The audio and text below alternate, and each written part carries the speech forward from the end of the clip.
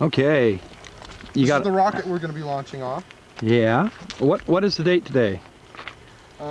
The date is the 9th, I believe, isn't it? July 9th, 1994. Yeah. And this particular rocket has a an E-class motor, which the first one we're going to be doing is a D. the first one we're going to do is a D? Yeah, it's a D12.5. Okay. And the major difference between that D12.5 and the E is what?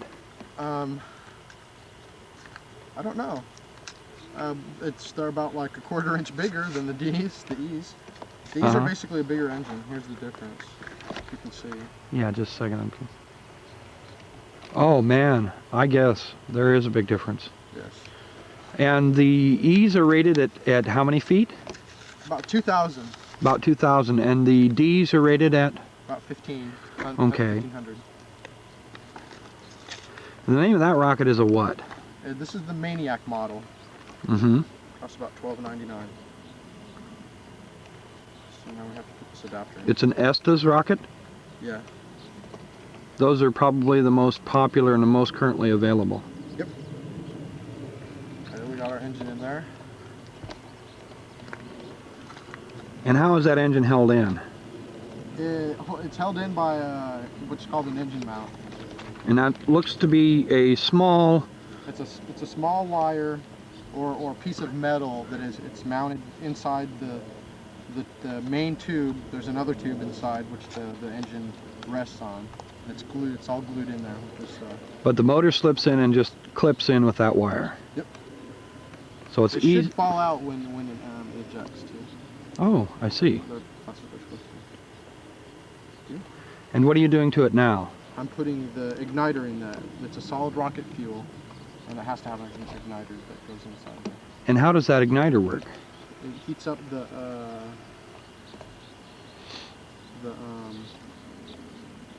gunpowder or the solid rocket fuel around there, and that's how it ignites the engine. And it's hooked to this battery here, and what the battery does is it heats up that wire like a light bulb filament. Yeah, and, exactly. And ignites the propellant, and then the rocket's out of here. Yep.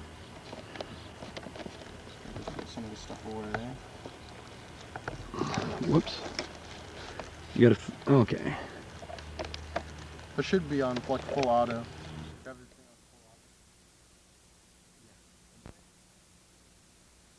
And now, dude, we could peg it because that plane's probably really low too. Now you're assembling the launch pad itself. Consists of a tripod, and then a launch rod, which the rocket travels up, and what is that plate called? It's a blast plate. A blast plate, which Deflector plate, which affixes to the rod. And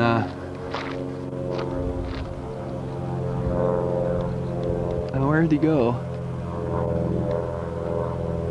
I'm not certain where he's at. He could be in trouble though. Okay.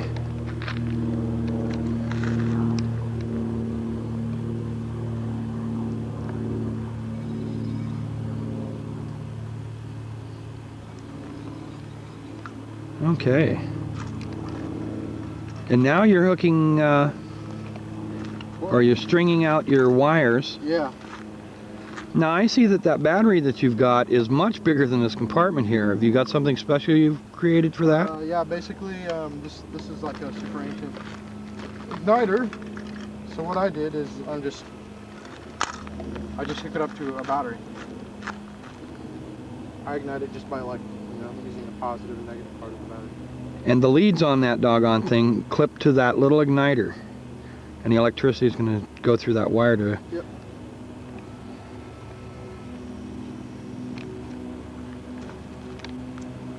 I'll go get the rocket.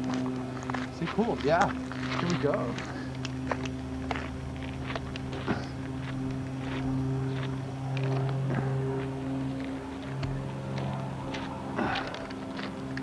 I can't locate him.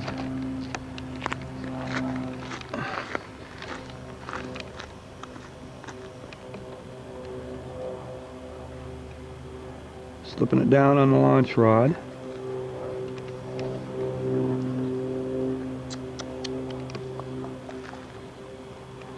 Maybe something to prop it up. Rock or something. Oh, to keep it off the blast plate so that it doesn't short out the Yeah. igniter. Yeah.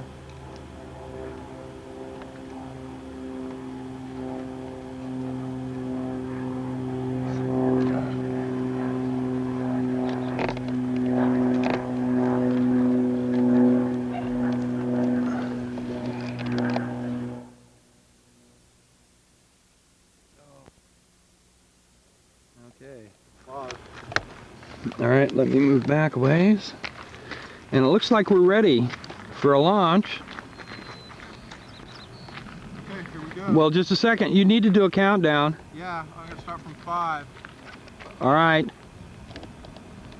Okay, here we go. you bet. 5, 4, 3, 2, 1. Nada.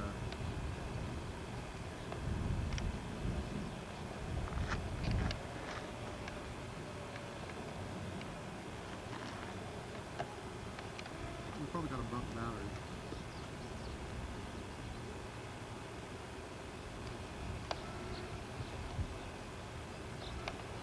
Make sure your clips are tight.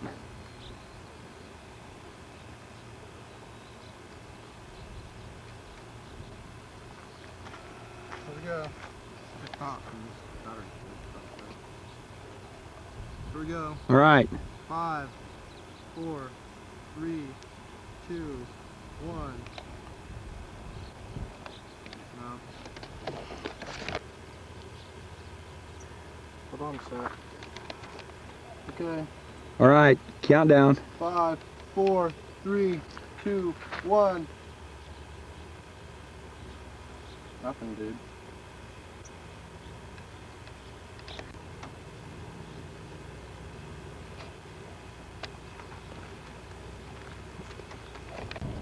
Five, 4, 3, 2, 1.